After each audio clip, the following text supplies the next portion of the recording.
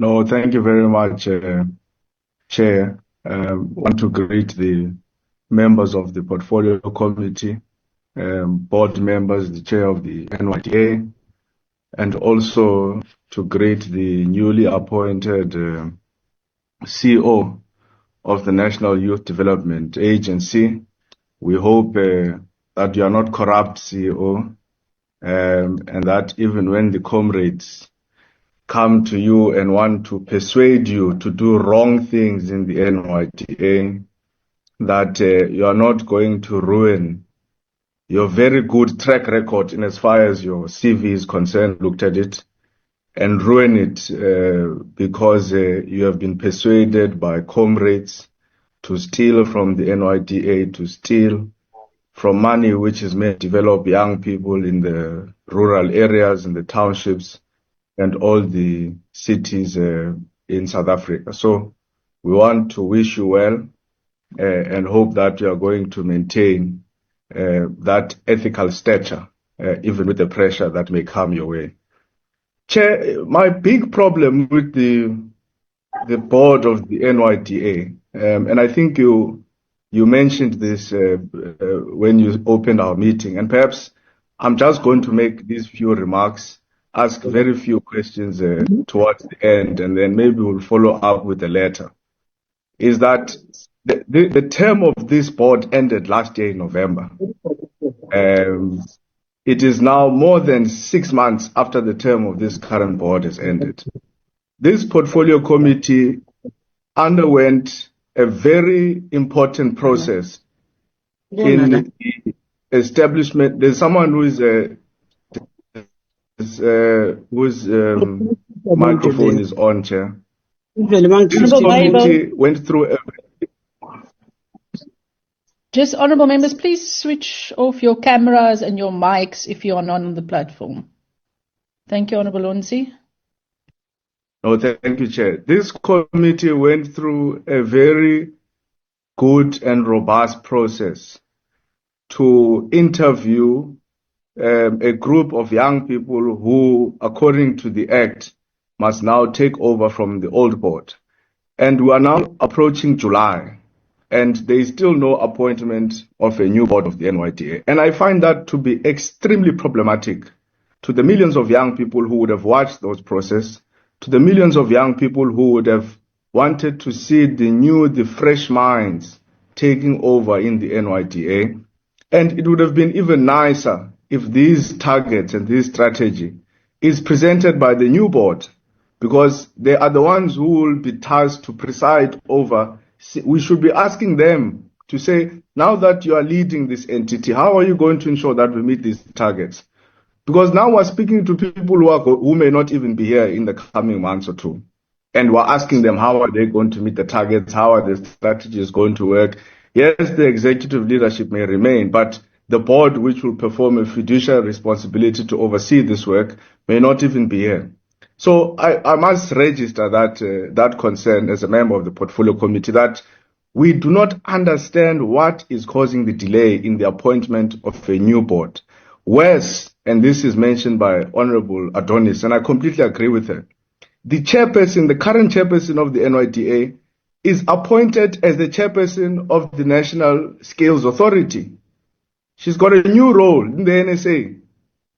So I'm not persuaded by her response to this, because if one reads the National Skills Development Act, it's very clear under remunerations and administration of National Skills Authority that a member of the NSA who is not a full-time employed by the state and other entities, and because she's performing an executive function, she's full-time in the NYDA, but she's also leading the National Skills Authority as a chairperson again.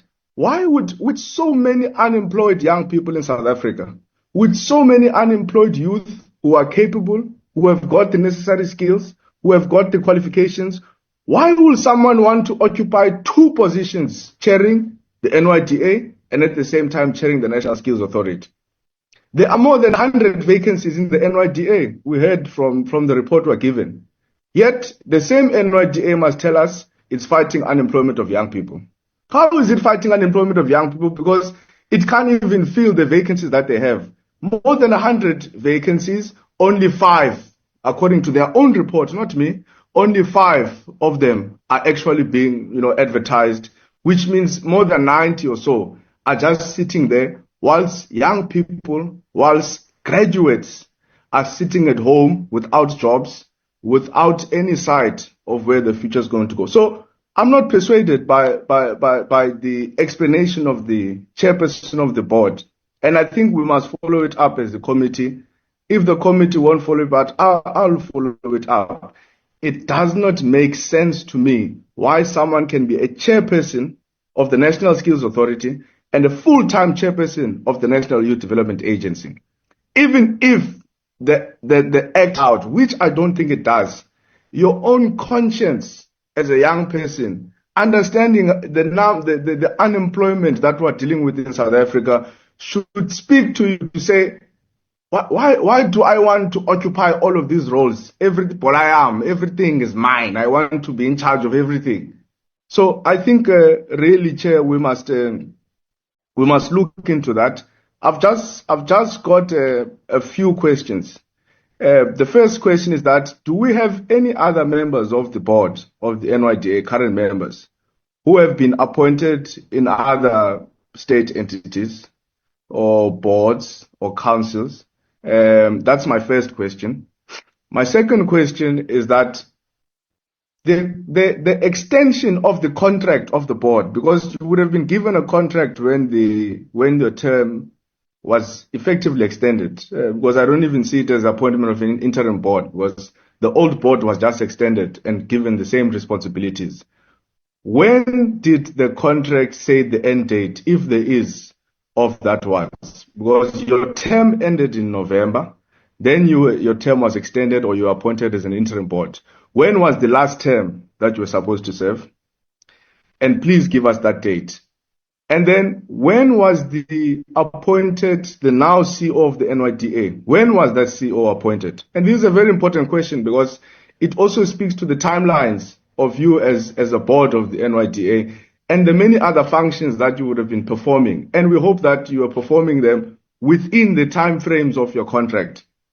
Because we may have a situation here of a board operating outside its designated, contract and how long it was supposed to be serving. So when was the decision of the CEO taken? Maybe this one you may not necessarily have to answer it here, but maybe note it down and write to us. The criteria which was followed in the appointment of the CEO. This is nothing personal towards you, CEO. We just want to make sure you've got a good track record, at least for now, until we discover anything. But we just want to follow to see that the correct steps were followed because we don't trust these people. The question that I want you to answer now, was there any objection from the board on the appointment of the CEO? And what was the reason for that particular objection? And then perhaps to close off, Chair, but I will be writing a letter to the Chair and also to the Minister. But I think we need to raise a very strong objection to the continuation of a board whose term of office ended last year in November. And there are many things which are happening. Sorry, before I forget, because there's someone who's, I think Walter, spoke about mobile trucks in every branch of the NYDA. So, number one, how many branches of the NYDA are there? Number two, how many mobile trucks are there that the NYDA utilizes? And then is this the internal capacity of the NYDA, or are these mobile trucks as a result of a tendered program, or are they as a result of a business that was given to someone to utilize it? Who and what is that particular entity, and how much is the NYDA spending on these so-called mobile trucks, which are represented in all the branches of the National Youth Development Agency? Thank you, Chair.